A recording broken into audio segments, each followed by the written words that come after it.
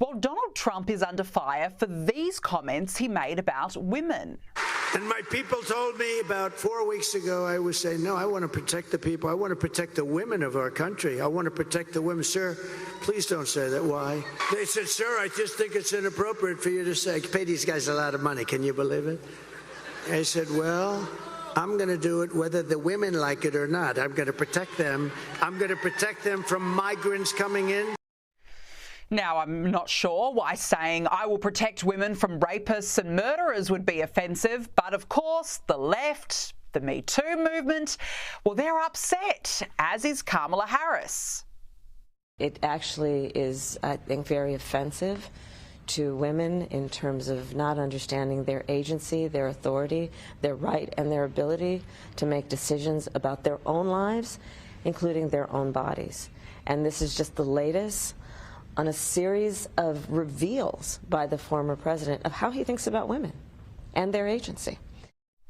Joining me now is Sky News contributor Beau Davidson. Beau, good to see you. Why has this comment offended the left and Kamala so much? I think it's classic gaslighting.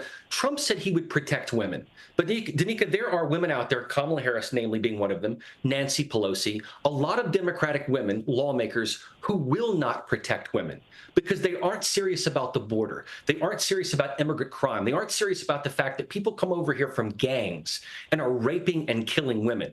And Trump has mentioned this many, many times in his rally. So it's a classic gaslight where Kamala Harris is saying, oh, Trump is saying, I'm going to take control of your body. I don't care what you think. That's completely not true. It's a lie. It reeks of desperation that she has taken this position because she's obviously trying to widen the gender gap and try to say, I'm just going to go for women now. I don't care about the guys because I've lost them.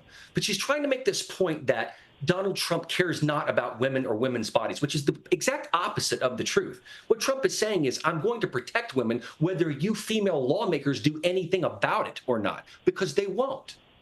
She is clearly twisting the narrative, you're right. Now let's turn to polling, because polling suggests that Trump is leading in battleground states, although Michigan in particular remains a toss-up. Beau, it's close. How do you see the last few days of campaigning play out as both sides try to win over voters in key states? Well, the 7 battleground states all look pretty good. Real Clear Politics shows that it's pretty neck and neck. They've all been looking good for Donald Trump, as I said to you last time we spoke. I think Michigan and Wisconsin, very, very tight. Pennsylvania is a huge key. I think North Carolina is looking good for Trump. Georgia is looking really, really good for Trump. But as you can see, he's traversing the country, going to every single one of these battleground states. And I know that we can't really believe all the polls, but I will say this. Election integrity is a big deal in the United States. And right now, thankfully, due to the mishaps of 2020, a lot of the states have emboldened their election integrity laws. So I'm not going to say that cheating is not going to happen, but I will say that I think it's less possible this time around in 2024 than it was in 2020. So I have a lot more faith in our electoral integrity process. And because of that, I believe truly that the momentum is on Donald Trump's side. And given these unforced errors that are happening with Kamala Harris and her campaign, I think it puts Trump in a pretty good position. But as I've said before, everyone's got to register to vote. They have to vote. They can't sit back. You cannot get cocky, because if you do, you will lose an election. Well, speaking of errors, Joe Biden has made some fundamentally bad gaffes. So bad, of course, they've ultimately ended his career. But calling Americans who vote for Trump garbage may have just hand-delivered the Republicans an election win. Puerto Rico, where I'm in my home state of Delaware, they're good, decent, honorable people.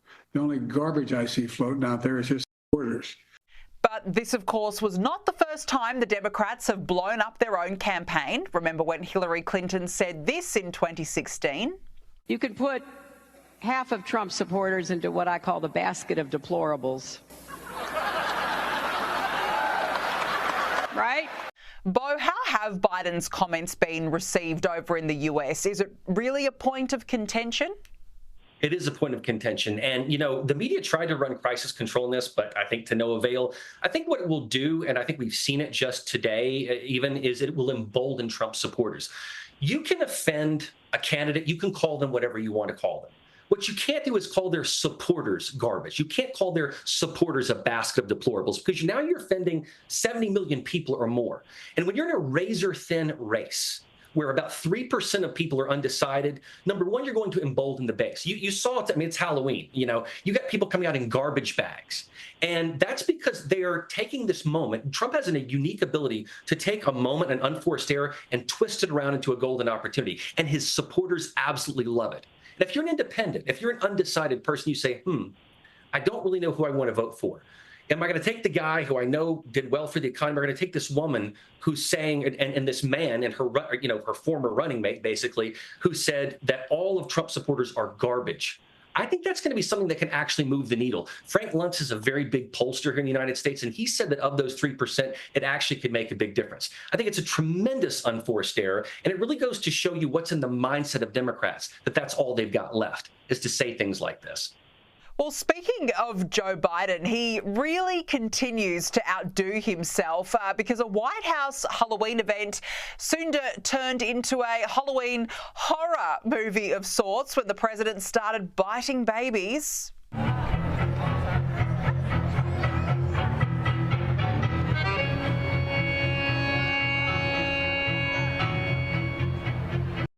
And look, then he went back for seconds and it really kept going and going. In fact, no child was safe. Beau, what on earth is with this biting and nibbling spree? Why isn't he just being kept away from the cameras? Trick or treat, biting my feet? Give me something good to eat. Is that where we're at now? I have an 8-month-old son, and I play bite with him all the time. We rough and tumble, we roll around. But that's because it's my own son. You don't go and bite and nibble on other people's children. That's insane. I don't know if that's dementia or if that's just who Joe is. He continues to do these things, whether he's in his full mental capacity or not. When George Bush was president, we had No Child Left Behind. I think Biden, his swan song right now to the United States of America is No Child Left Unbitten. Danica. Yep, I think you're absolutely spot on. It's really cringe, isn't it?